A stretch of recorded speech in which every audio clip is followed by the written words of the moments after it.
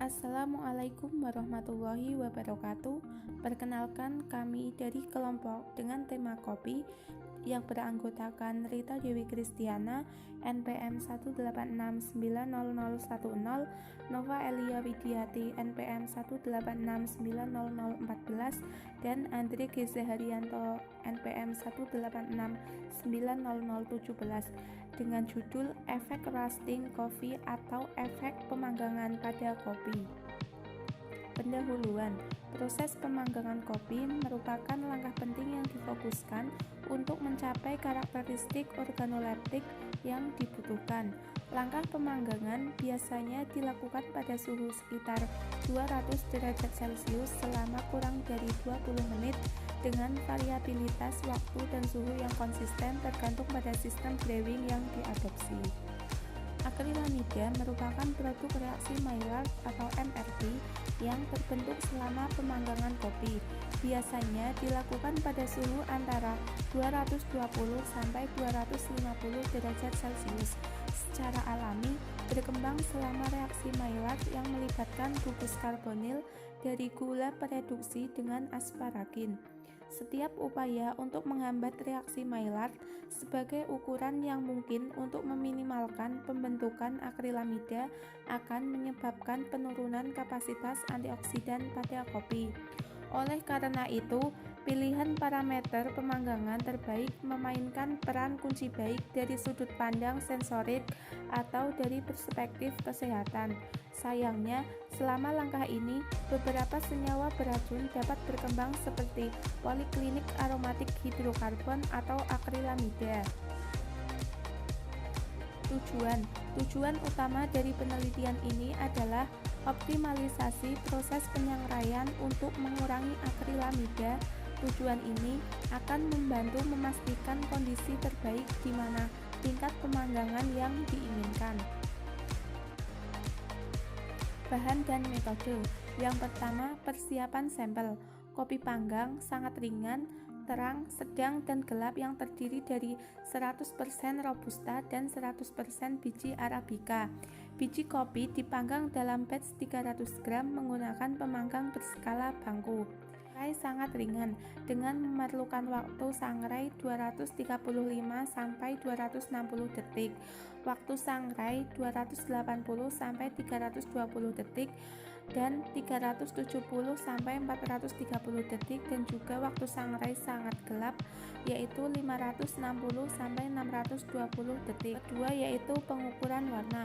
Pengukuran kolorimetri dilakukan dengan menggunakan kronometer CR410 yang mengandalkan laboratorium Color Space. Untuk selanjutnya yaitu persiapan sampel dengan setiap spesies 30 gram dipilih 3 derajat penyangraian yaitu terang, sedang, dan gelap. Proses pemanggangan terdiri dari preheating chamber selama 20 menit pada suhu 200 derajat Celcius, pemanasan hingga tercapai 245 derajat Celcius, pendinginan hingga suhu mencapai 235 derajat Celcius, dan kemudian 1 kg grind coffee dimuat ke dalam hopper. Untuk pengukuran warna yang kedua yaitu dievaluasi menggunakan colorimetry LED Tonino, disetel menggunakan sistem profesional Probadino. Untuk setiap sampel, evaluasi ini diulangi selama 5 kali. Dan pembahasan.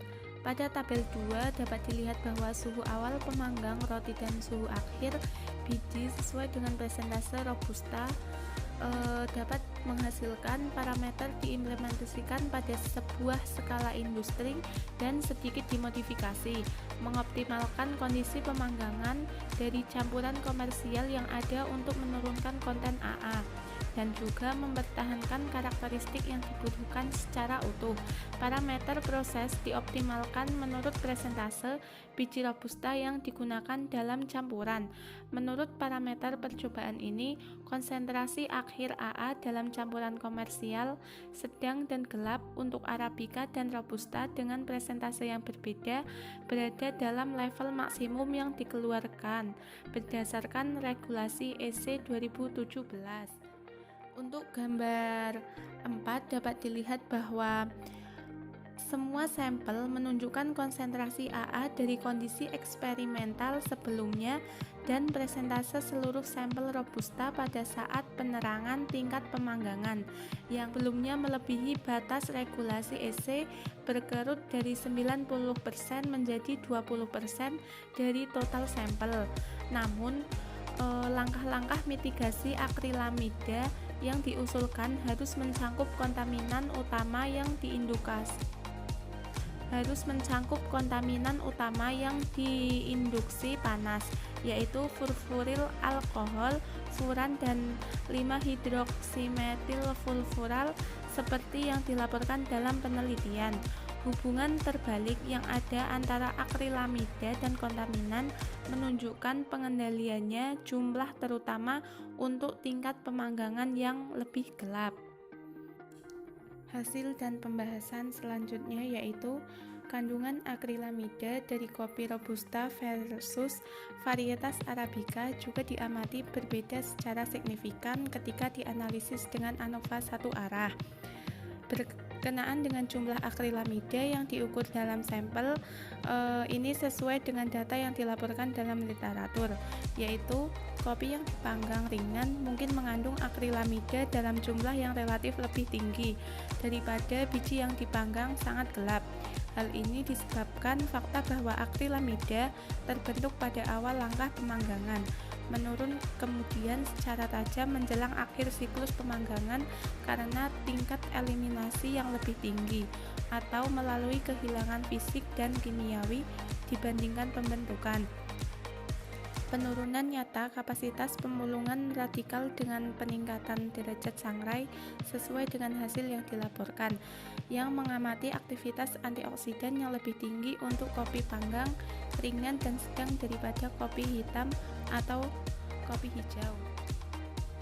Selanjutnya yaitu kesimpulan. Kesimpulan dari kedua jurnal tersebut yaitu pemanggangan yang lebih intens dari biji kopi dianggap sebagai cara untuk menurunkan konsentrasi akrilamida dalam kopi. Pada kondisi tertentu, kandungan akrilamida dapat berkurang pada jenis kopi yaitu jenis kopi Robusta. Sekian presentasi dari kelompok kami. Apabila ada salah kata mohon dimaafkan. Wassalamualaikum warahmatullahi wabarakatuh.